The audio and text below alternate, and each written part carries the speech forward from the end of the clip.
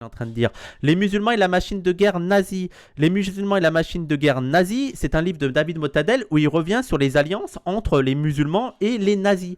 Il explore ça et il se dit est-ce qu'il n'y a pas beaucoup de légendes, de contes et légendes autour de ça? Eh ben oui. Il montre, David Motadel, il montre que l'alliance entre les nazis et les musulmans a été surinterprétée, elle a été relativement faible, et les nazis qui se sont, les musulmans qui se sont alliés aux nazis, c'est dans la majorité des cas, non pas par conviction idéologique, c'est-à-dire par alliance antisémite, parce que ce qu'on essaie de nous faire dire là-dedans, quand on met en avant Al-Husseini, l'alliance avec les nazis, c'est dire, ah ben vous voyez, les Palestiniens, les Arabes, tout ça, ils sont antisémites comme les nazis, donc ils se sont alliés, donc c'est encore le cas aujourd'hui. Et c'est pour ça qu'il fait le lien avec le Hamas. Sous-entendre l'idée que, en fait, c'est l'antisémitisme qui les lie. Donc, il montre que la majorité des musulmans qui se sont alliés aux nazis ne l'ont pas fait par adéquation idéologique, mais par intérêt stratégique, et notamment par rapport à la colonisation.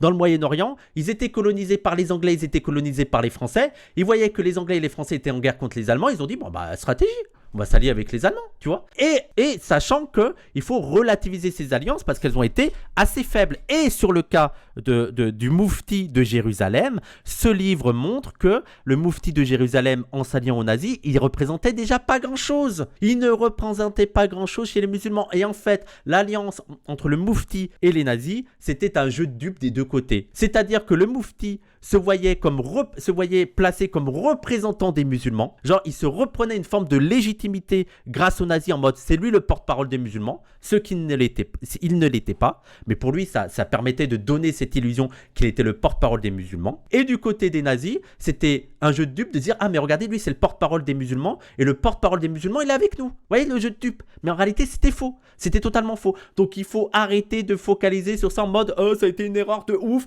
Dire Al-Husseini a fait son erreur de se compter, mais ça ne doit pas engager la Palestine. Stop avec ça. Et enfin, moi, il y a l'argument aussi du 7 octobre. Il n'y a rien à dire sur les crimes de guerre. Les crimes de guerre sont à bannir et sont à condamner. Par contre, j'en ai marre, j'en ai plus que marre. Là, j'ai une boule là de rage. J'en ai marre des Occidentaux qui sont là en mode, ça a été n'importe quoi le 7 octobre. Bande de fils de pute, vous avez été où? Ça fait 20 ans, vous êtes où? Ça fait 20 ans, vous êtes où? Mediapart, Filiu, Edwy Plenel, vous êtes où? Quand est-ce que vous avez alerté la gauche sur la catastrophe qui se passe en Palestine? C'est une folie, tu sais, ils sont en mode ouais, les Palestiniens le 7 octobre, c'est pas ouf. Je veux dire, ils ont tout essayé, les Palestiniens. Ils ont vécu, ça fait 70 ans qu'ils sont colonisés. Gaza, ça faisait 20 ans qu'elle était sous blocus, pas une seule action, rien. Vous vous êtes tous tus. Vous avez même presque soutenu le blocus à Gaza sous prétexte qu'il y a le Hamas.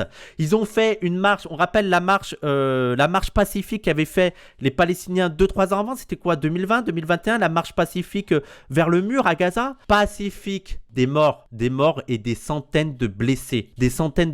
T'avais les snipers israéliens, t'avais des Gazaouis qui marchaient de manière pacifique. Vous auriez dû kiffer ça. Ouais, 2019 peut-être, la marche pacifique. Vous auriez dû kiffer. C'est des Palestiniens qui marchent pacifiquement vers le mur pour dénoncer la situation à Gaza. Ils se sont fait canarder. T'avais des Israéliens qui s'amusaient à tirer sur les jambes et tout. Le nombre d'unijampistes qu'il y a eu par rapport à ça, le scandale, il a été assez relatif, assez faible. Ça n'a pas fait plus de scandale que ça. Vous croyez que les Palestiniens, il n'y a pas un moment donné, tu pètes un câble? Au lieu de condamner le Hamas, il faut se condamner soi-même.